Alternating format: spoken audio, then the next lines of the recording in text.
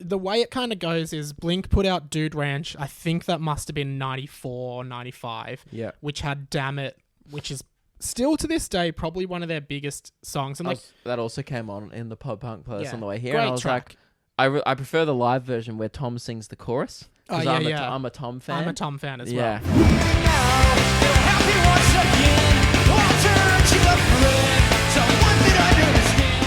Actually, if we're talking about favourite lyrics of all time, the lyrics in that song where Mark sings, maybe I'll see you at a movie sneak preview, you'll show up, I'll walk by, I'll show up, you'll walk by on the arms of that guy, I'll smile, you'll wave, we'll pretend it's okay, the charade it won't last, when he's gone, I won't come back.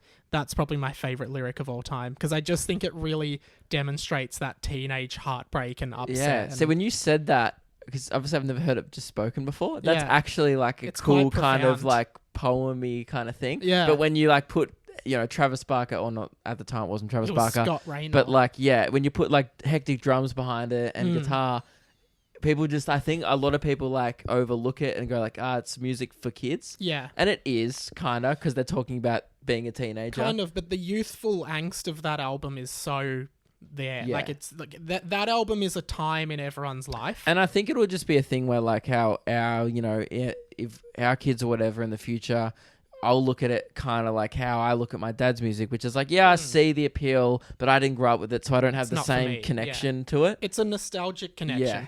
So after Dude Ranch in 99 was Enema, which had All the Small Things, that was What's My Age Again, Adam's when they Song. actually got big worldwide. I mean, All the Small Things was like such a phenomenon at the time. Say it ain't so, I will not go. Turn the lights off, carry me home. It's funny because the music video for that song, they're poking fun of all the boy bands like NSYNC and Backstreet Boys. Yeah. They're all parodies of that. And then 10 years later, One Direction put out What Makes You Beautiful on the same beach. They filmed it on the same beach that Blink-182 filmed it. Yeah. And it's just really ironic because Blink-182 were already making fun of One Direction 10 years before they existed. Yeah, it was great. And then Take Off Your Pants was just Enema Part 2, basically, which had First Aid and The Rock Show as the big singles. And then... my favourite song of that is Stay Together for the Kids. Yeah, that's a great slow one. There's also... Nah, that's not slow. That gets well, it's heavy. Cranking. It's sad and heavy, I guess, yeah. So here's your holiday. Hope you enjoy it this time. In 2003, they put out an Untitled album that was just Blink-182 on the front cover. It's a big smiley face. Yeah. And that is my favourite album ever in the history of music. It was a complete radical shift. It's a much darker album that has songs like I Miss You, Always, Violence, Feelin' This.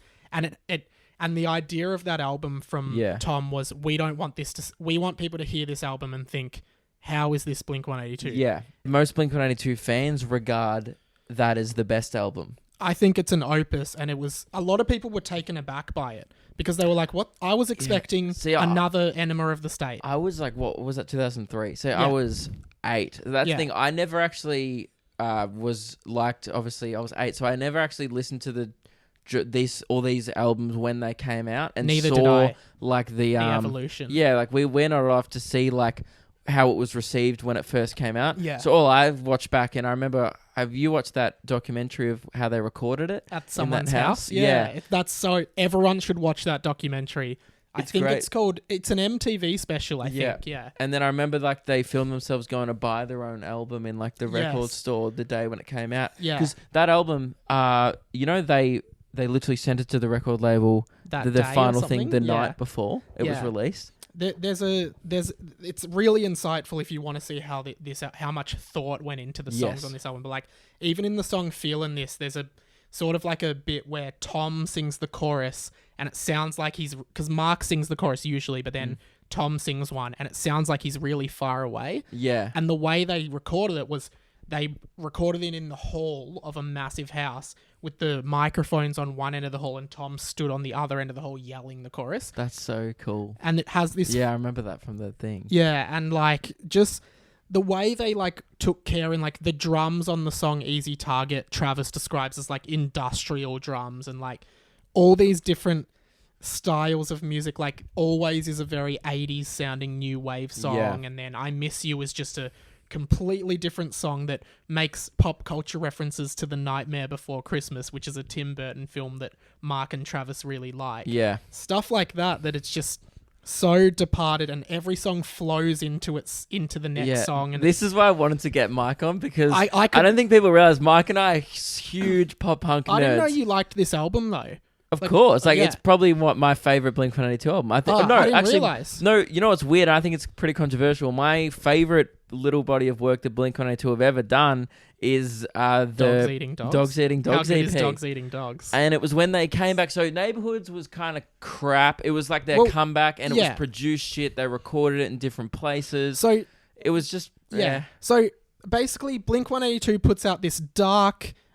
Even you could describe this album as emo in a way. It was very self-critical. Yeah. There's songs like Here's Your Letter, where Mark is just basically laying out his emotions. There's songs like Stockholm Syndrome, which are heavy, gritty songs that are...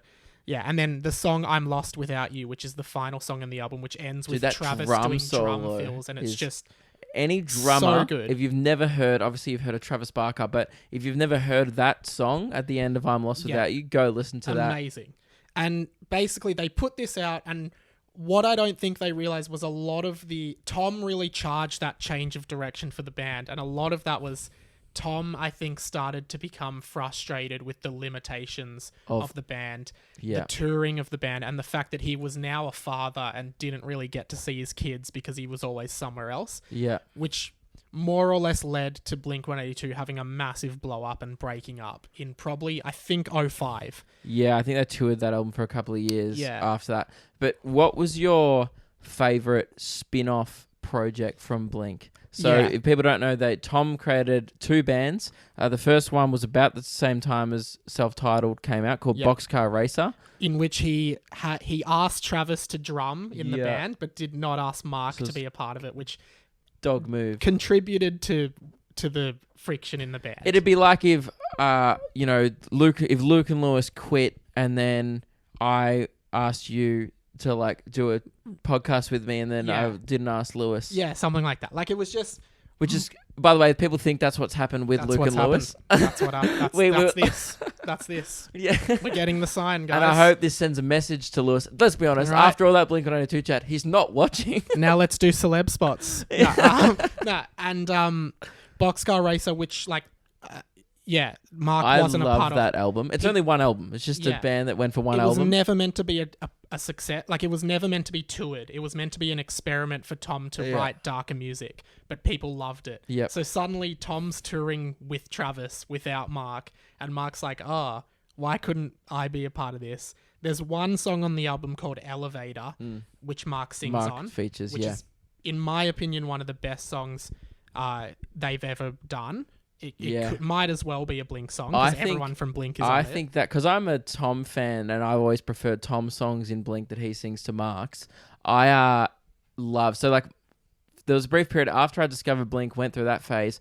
There was a brief period, not even brief, like 2 years, where easily I would prefer Boxcar Racer and Angels and Airwaves over Blink-182. Because I was just such a Tom DeLonge fan that, for me, Angels and Airwaves became my favorite band probably like year 10 to like year 11, year 9. Like all those years, I still love pop punk, but Angels and Airwaves, I was obsessed with. It was the next step. It was like space rock. It was like something I'd never heard. Yeah. It blew my mind. That first album, We Don't Need a Whisper, was so good. And there's songs like... Do you know that The Adventure is still my favorite song of all time? That's a great song. It always will be my favorite song of all time.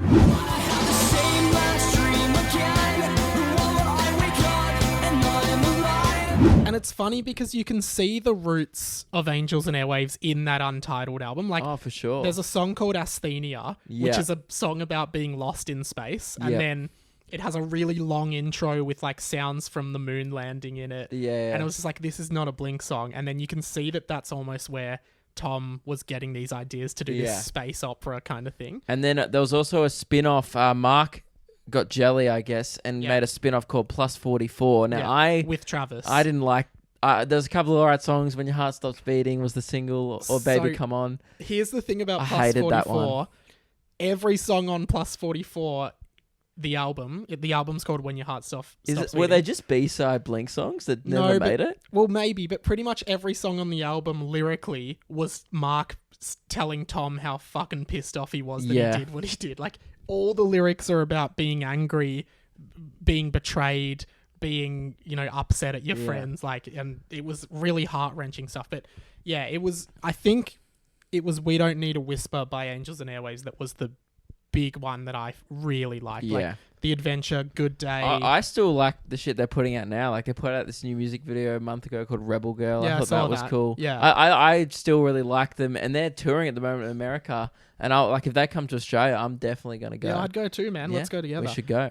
Their album, The Dreamwalker, was really good as well. That I was- literally like all of their Yeah. shit. I don't But- think there's an album I haven't enjoyed. So Tom does that in, I think 2008. Travis Barker has a really bad plane crash. Is involved in a plane crash where he nearly dies, which causes the group to get back together Yeah. because they're like, "Fuck, what are we fighting for?"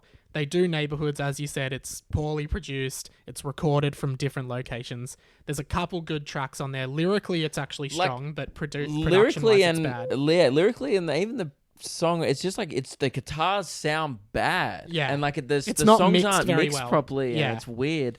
Yeah. And then 2013, I want to say, or I think 2012. 2012, late Yeah. 2012. Late 2012, and this was the one. I think this is why maybe it's my favorite, because A, it was great, but B, it was I was excited for the release, because this is when I was right into the band. Yeah. They released new music, and they released this 5-song EP right before Christmas, like the end Yeah. of the year.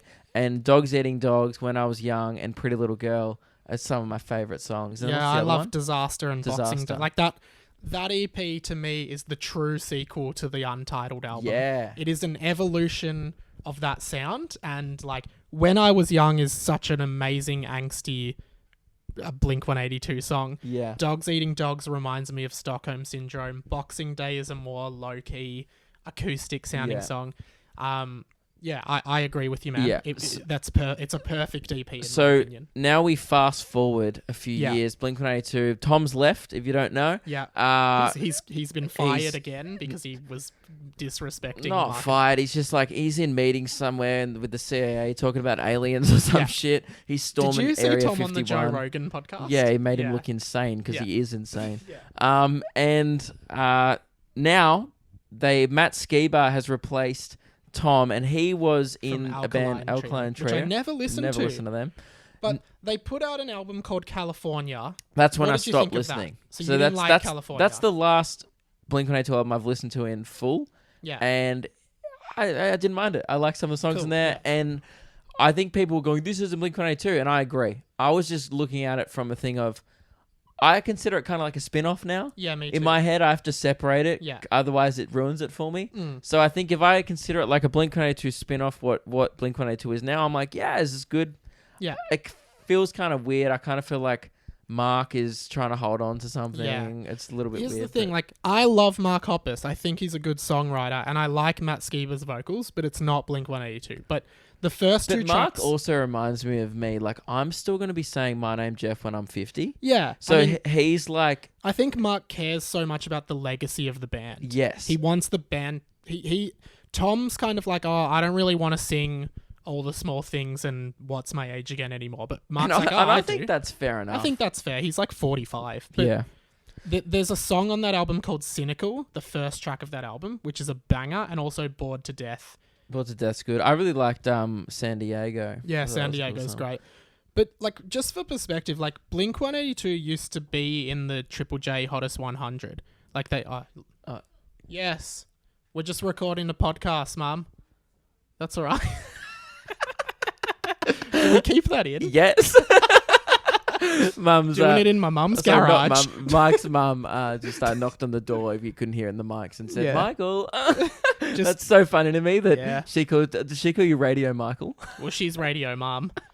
So yeah, we're just doing it in the garage at my parents' place. So yeah, fast forward to literally yesterday, right? Yes. Blink-182, still a band. They release this video. Now, what do you think a modern Blink-182? I listened to the song. Is it Dark Side? Yeah, I've Yeah. listened to the song. It left no impression on me. It is the worst music video I think I've Oh, seen in the no. last 5 years. Okay. Are you going to put the video down? Yeah. The video's going to be here. I hate this. I hate So it this. starts off for audio listeners. Can I just... An 8-year-old girl doing a Fortnite dance, flossing in Yeah. an empty gymnasium. I just want to say I've never hated anything as much as I hate this. No. It gets so much worse. No. Why? Says, Okay, that's sick. Yep. Travis is sick.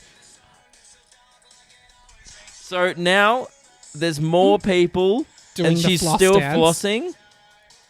Okay, can you just pause it for 1 sec? Because Travis, like, as cool as that looked, Travis was spinning a drumstick on his finger, but it didn't sync up to the drums that were in No. the track. So And yeah, you know what this stinks of, right? So essentially, it's filmed at a high school. This film clip, it's the band members with weird kind of school uniform type like shirts PE on, uniforms. PE uniforms, and the whole clip is just compilations of kids doing various Fortnite dances around the playground and then Gosh. playing their instruments in between. Now, this is arguably one of the most influential rock bands of all time. Yeah. And it's like their kids have been like, Dad, I got a cool idea for a music video. So does it go on? Like, Dude, it gets heaps worse. Do you want to just like fast yeah. forward a So bit? oh my god, this is like a home video from a Macca's birthday party, So they're doing this one. and some of the kids are getting way too into These it. kids are like 9 and they're just doing Fortnite dances. That's all it is. Yeah, keep scrolling through.